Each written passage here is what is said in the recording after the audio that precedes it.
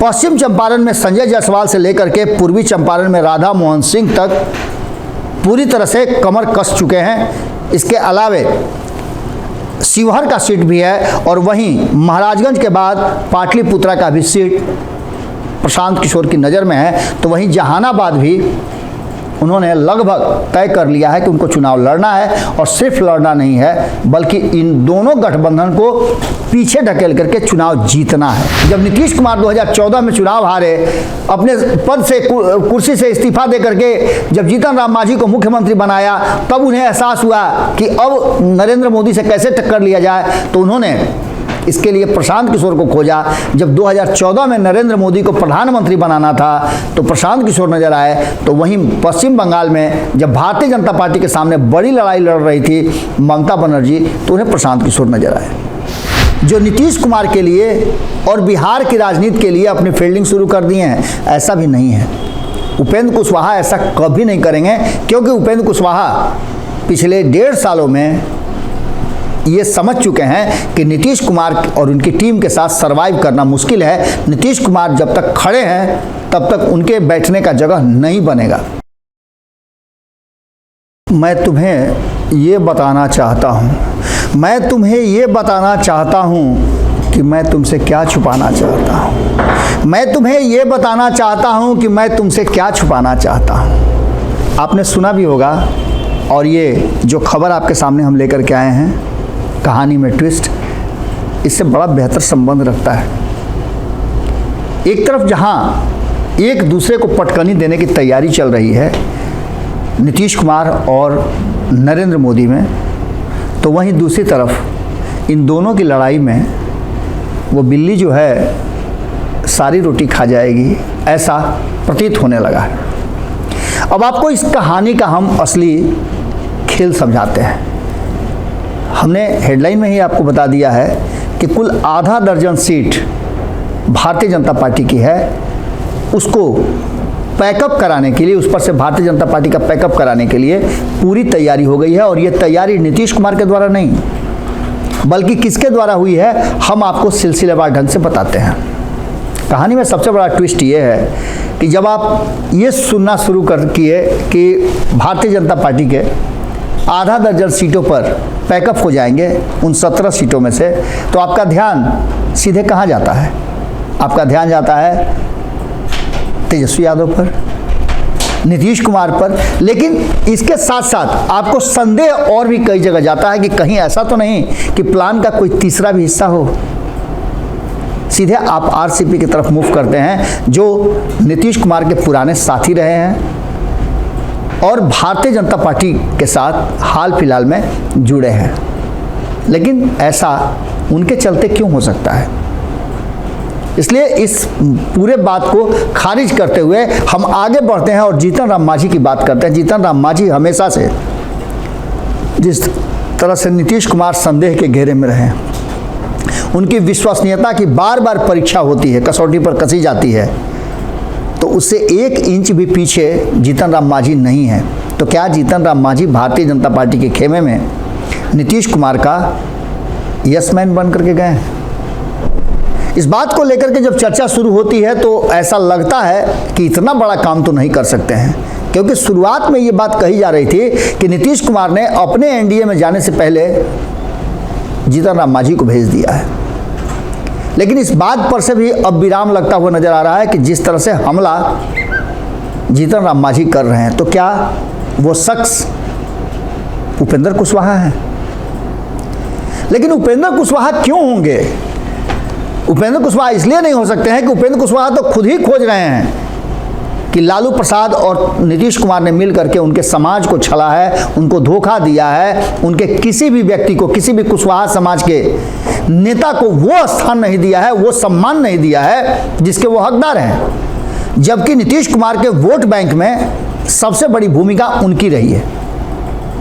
नीतीश कुमार के लौकुश का जब भी नाम आता है तो कुशवाहा समाज मूक बधिर की तरह नीतीश कुमार की चाकरी करता रहा है, उनकी सेवा में लगा रहा है। और पिछले 18 साल से नीतीश कुमार जो बिहार की सत्ता पर काबिज है, उसके पीछे कुशवाहा समाज का त्याग है। अब कुशवाहा समाज, जब उपेंद्र कुशवाहा ने हल्का फुल्का हिला डुला किया और अब वो बातें बढ़ गई जब भारतीय जनता पार्टी को ऐसा लगने लगा कि कुशवाहा समाज को अपने पाले में करेंगे तो नीतीश कुमार को कमजोर किया जा सकता है, उन्हें हराया जा सकता है। तो क्या वो शख्स उपेंद्र कुशवाहा हैं जो नीतीश कुमार के लिए और बिहार की राजनीति के लिए अपनी फील्डिंग शुरू कर दिए हैं? ऐसा भी नहीं है। उपेंद्र कुशवाहा ऐसा कभी नहीं करेंगे, क्योंकि उपेंद्र कुशवाहा पिछले 1.5 सालों में ये समझ चुके हैं कि नीतीश कुमार और उनकी टीम के साथ सरवाइव करना मुश्किल है। नीतीश कुमार जब तक खड़े हैं तब तक उनके बैठने का जगह नहीं बनेगा। अक्सर आपने देखा होगा ट्रेन में कोई बैठा है तो खड़े वाले के लिए सीट का इंतजार होता है, लेकिन यहाँ स्थिति दूसरी है। यहाँ नीतीश कुमार उस सीट को छोड़ने के लिए तैयार नहीं है। गाड़ी जहाँ से खुली है अंत तक वो गंतव्य तक पहुँचना चाहते हैं। कई लोग लाइन में खड़े हैं, नीतीश कुमार के अगल बगल में इस ट्रेन में कई लोग खड़े हैं, लेकिन बारी बारी से सबको या तो बाहर जाना पड़ा, बीच में ही उतर जाना पड़ा, या फिर इंतजार कर रहे हैं कि चलिए जब ट्रेन अंतिम स्टेशन पे पहुंचेगी सब लोग ट्रेन से उतर जाएंगे तो वहीं खड़े रहेंगे और थोड़ा सा बैठ करके अपने मन का जो मुराद है, साध है, वो पूरा कर लेंगे। तो उपेंद्र कुशवाहा भी ये काम नहीं कर सकते हैं, इतना बड़ा प्लानिंग नहीं बना सकते हैं कि भारतीय जनता पार्टी को आधे दर्जन से ज़्यादा सीटों पे वो पैकअप करा दें। तो आखिर ये शख्स है कौन? क्या चिराग पासवान अपनी पुरानी जो अदावत है, जिस तरह से भारतीय जनता पार्टी ने उनके साथ जो हो रहा था उसमें सहयोगी की तरह मुख बधिर बनकर खड़ी थी? नीतीश कुमार और उनकी टीम पर आरोप लगा था कि उनकी पार्टी को तोड़ा गया, उनके परिवार को तोड़ा गया। भारतीय जनता पार्टी इस पूरे मामले में बिल्कुल चुप्पी साधे हुए रही।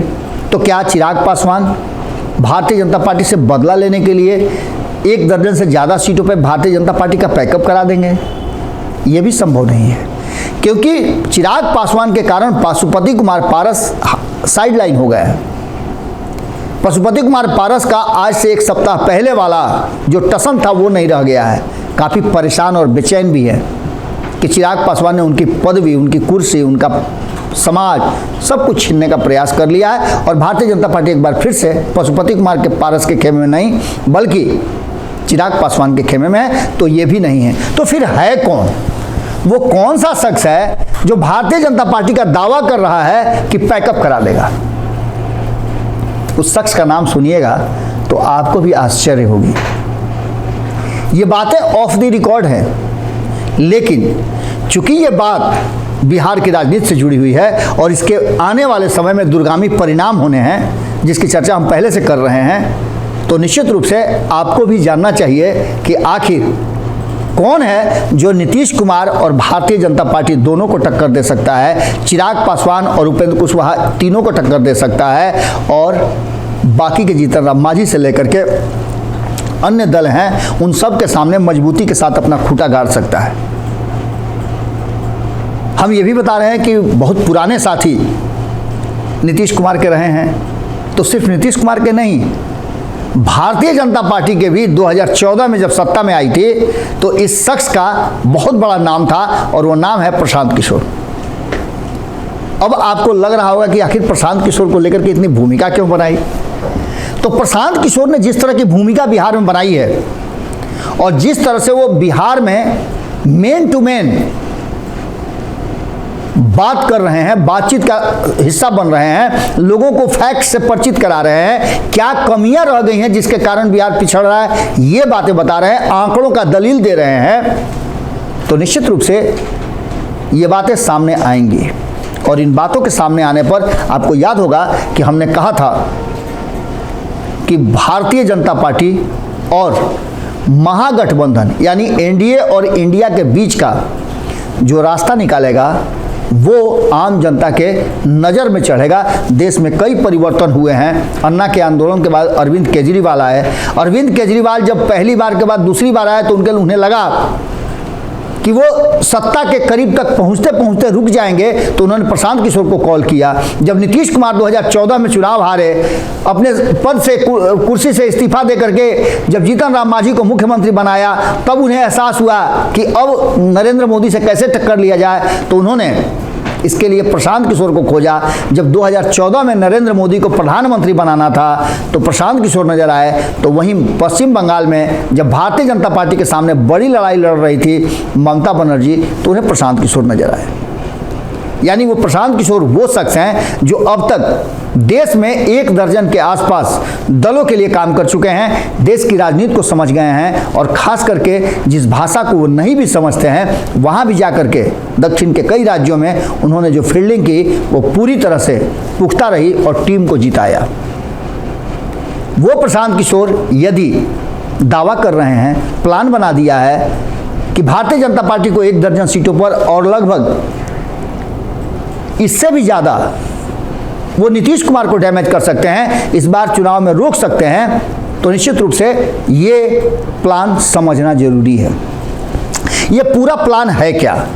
तो प्रशांत किशोर जब चंपारण से अपनी यात्रा शुरू किए तो वो यात्रा बीच के कुछ दिनों करीब 2 महीने तक उनके तबीयत अस्वस्थता के कारण रुकी रही, लेकिन अब तक जितने भी पदयात्रा हुए हैं उन सब से बिल्कुल अलग ये पदयात्रा है। क्योंकि जिस तरह से एक तपस्वी तपस्या करता है, धूप हो, गर्मी हो, बरसात हो, कुछ भी हो जाए, वज्रपात हो जाए, लेकिन वो अपनी तपस्या का भंग नहीं करता है, बिल्कुल उसी अंदाज में प्रशांत किशोर निकल पड़े हैं। प्रशांत किशोर ने जब चंपारण से यात्रा शुरू की तो अब तक वो मिथिलांचल के क्षेत्र में प्रवेश किए हैं और अब तक जिन जिलों से होते हुए, जिन लोकसभा सीटों से होते हुए वो पहुंचे हैं, उनमें से गंगा के उस पार के जितने भी लोकसभा सीट हैं लगभग उस सबको टच कर दिया है और 20 के आसपास लोकसभा की सीटें उस क्षेत्र में हैं। उनमें से जितनी सीटें लगभग 6 से 8 सीटें भारतीय जनता पार्टी के पास है और अब तक जहां उन्होंने यात्रा किया है उनमें से 4 से 5 सीटें अन्य दलों के पास हैं, जिनमें जदयू भी है और जिनमें लोक जनशक्ति पार्टी भी है। तो ऐसी स्थिति में करीब 1 दर्जन सीटों पे इस बार प्रशांत किशोर उम्मीदवार उतारने की तैयारी में लगे हुए हैं। हालांकि अभी ये फाइनल नहीं है, लेकिन उनके करीबियों से जब बातचीत आप करेंगे तो बहुत सारी चीज़ें खुल करके सामने आएगी। ऑफ द रिकॉर्ड वो बहुत कुछ बोलने के लिए तैयार हैं, लेकिन एक शख्स हैं जो कि प्रशांत किशोर की टीम के बहुत अहम हिस्सा हैं, सच्चिदानंद राय।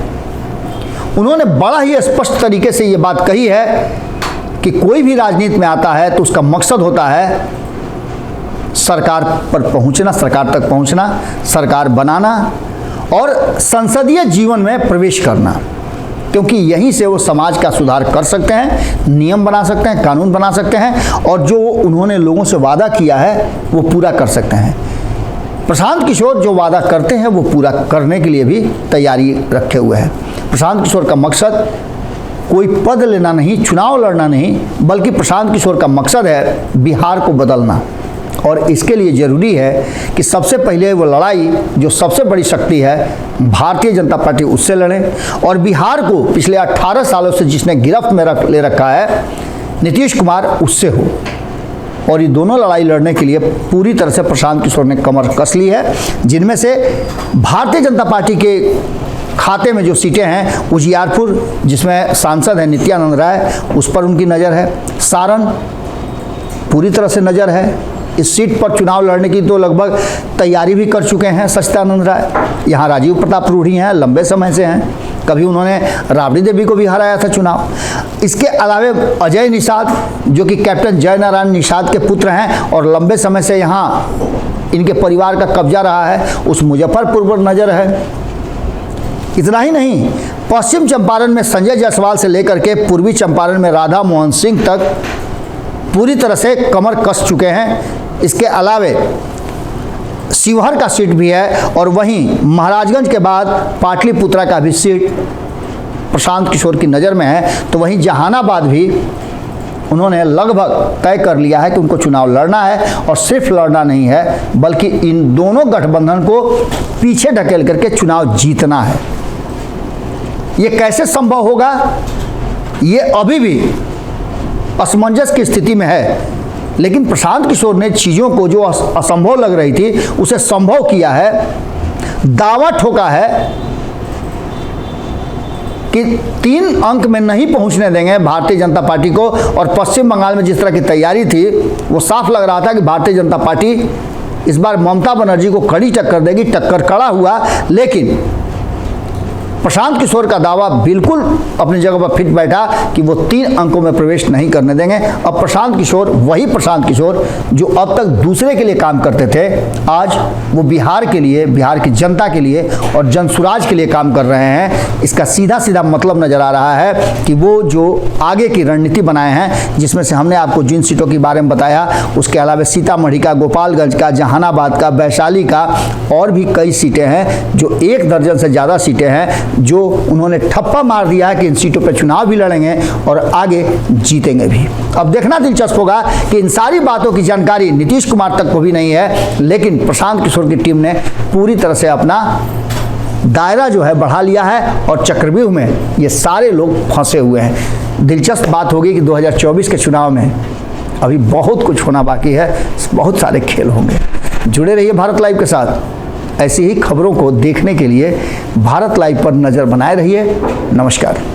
अगर ये वीडियो पसंद आई और वह बिहार के राजनीति और बिहारियत से सरोकार रखेनी तो सब्सक्राइब बटन दबा के चैनल के सब्सक्राइब कर ली। ओजे एगो घंटी बा, ओकरा बटन दबा देला से कुल सटीक और मारक खबर रुआ मुफ्त में मिल जाई।